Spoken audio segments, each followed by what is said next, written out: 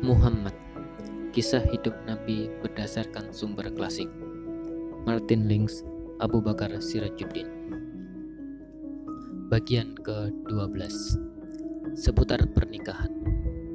Muhammad kini telah melewati usianya yang ke-20. Seiring dengan berlalunya waktu, ia sering diajak kerabatnya melakukan perjalanan ke keluar kota. Akhirnya, tiba saat Muhammad diminta membawa dagangan orang-orang yang tidak mampu pergi berdagang sendiri. Kesuksesannya dalam menunaikan tugas ini membuahkan banyak penawaran serupa lainnya, sehingga ia memperoleh penghasilan yang lebih baik dan pernikahan menjadi sesuatu yang mungkin dilakukan. Pada saat itu, pamannya sekaligus pelindungnya, Abu Thalib, memiliki 3 orang putra. Yang tertua Thalib sebaya dengan Muhammad, Aqil berusia sekitar 13 atau 14 tahun, dan Ja'far masih berusia 4 tahun. Muhammad sangat tertarik dengan anak-anak dan ia suka bermain dengan mereka. Terutama sekali ia menyayangi Ja'far yang tampan dan cerdas.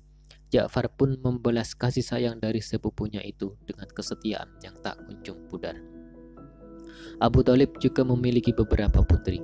Di antara mereka ada yang telah mencapai usia nikah. Namanya adalah Fahitah. Namun kemudian ia dipanggil dengan Ummu Hani dan senantiasa dikenal dengan nama itu. Rasa cinta tumbuh antara dia dan Muhammad.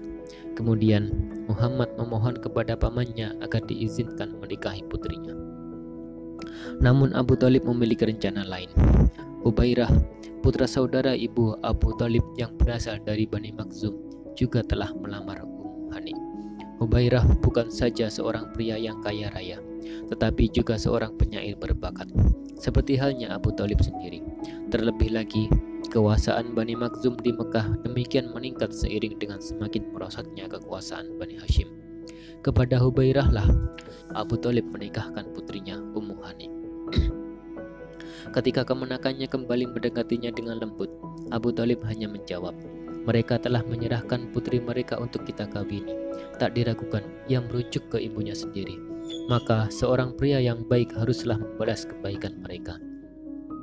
Jawaban itu sebenarnya tidak memuaskan, tetapi Muhammad menerima pernyataan pamannya tersebut. Dengan sopan, ramah, dan lapang dada, ia mengakui bahwa dirinya belum siap untuk menikah. Itulah yang diputuskan untuk dirinya. Namun keadaannya tidak diduga segera mengubah pikirannya. Salah seorang saudagar terkaya di Mekah adalah seorang wanita, Khadijah putri Khuwailid dari suku Asad. Ia sepupu Warakah, penganut Kristen, dan saudara perempuannya Qutailah.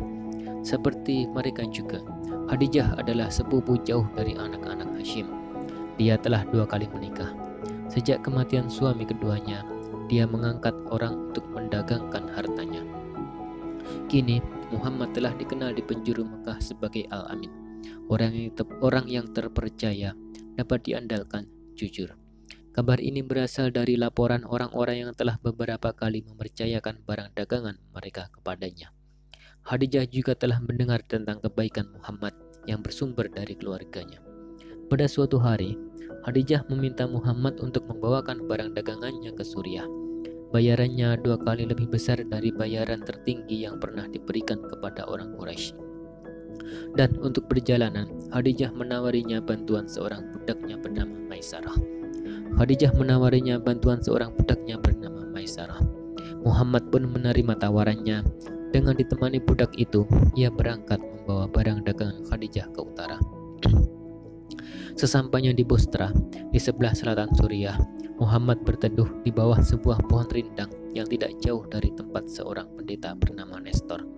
Karena tempat persinggahan para musafir jarang berubah, bisa jadi pohon itu adalah tempat ia berteduh sekitar 15 tahun yang lalu dalam perjalanan menuju Bostra bersama pamannya.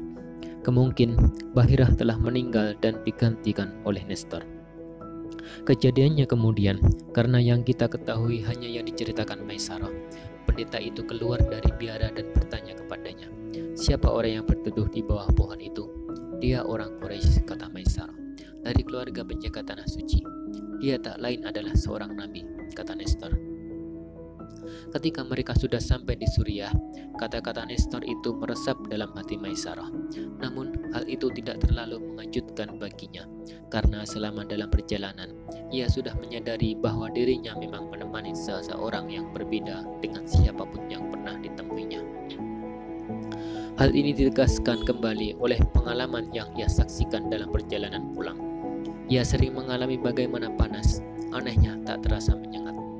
Satu hari saat menjelang siang, tampak suatu pemandangan yang singkat namun jelas. Ada dua malaikat pelindung Muhammad dari sengatan panas matahari. Setibanya di Mekah, mereka menuju ke rumah Khadijah dengan barang-barang yang mereka beli di pasar Suriah seharga dengan barang-barang yang mereka jual. Khadijah duduk mendengarkan Muhammad ketika ia menceritakan perjalanan dan transaksi yang dilakukannya. Ternyata transaksi itu sangat menguntungkan, karena Muhammad dapat menjual aset-asetnya hampir 2 kali lipat dari harga yang dibayarkan. Namun hal itu jauh dari benak Khadijah. Seluruh perhatiannya terpusat pada si pembicara itu sendiri. Muhammad berusia 25 tahun. Ia memiliki postur tubuh sedang, ramping, dengan bentuk kepala yang besar, punggung yang lebar, dan anggota tubuh lainnya sangat proporsional. Rambut dan janggutnya lebat dan hitam, tidak lurus dan tidak terlampau ikal. Rambutnya mencapai pertengahan antara daun telinga dan punggungnya. Panjang janggutnya sesuai. Ia memiliki dahi yang lebar, matanya berbentuk oval lebar, bulu matanya panjang, alis matanya lebat tampak melengkung namun tidak bertaut. Kebanyakan gambaran dalam sumber-sumber klasik menyebutkan bahwa matanya hitam. Namun menurut 1-2 di antaranya, matanya berwarna coklat atau coklat terang. Hidungnya mancung, mulutnya lebar, berbentuk bagus. Meskipun janggutnya dibiarkan tumbuh, ketampanannya senantiasa tampak.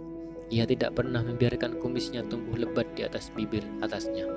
Kulitnya putih, namun agak kecoklatan karena tersinar matahari.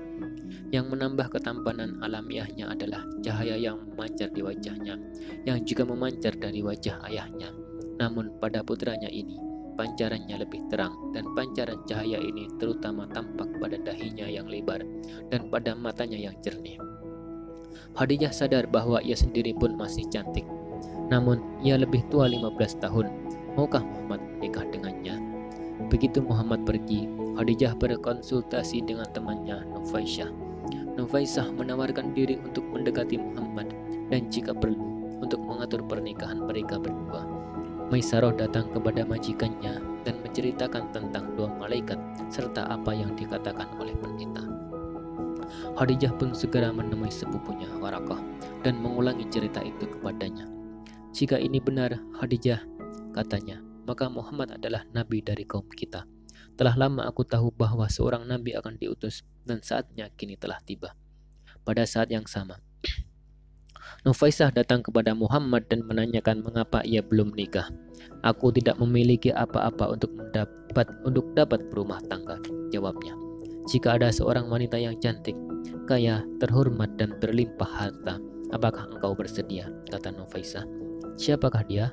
Khadijah. Bagaimana aku dapat menikahinya? Serahkan hal itu padaku. Baiklah, dari pihakku bersedia.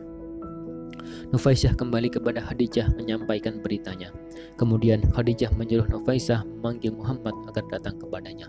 Setelah ia datang, Khadijah berkata, "Putra pamanku, aku mencintaimu karena kebaikanmu padaku, juga karena engkau selalu terlibat dalam segala urusan di tengah masyarakat tanpa menjadi partisan.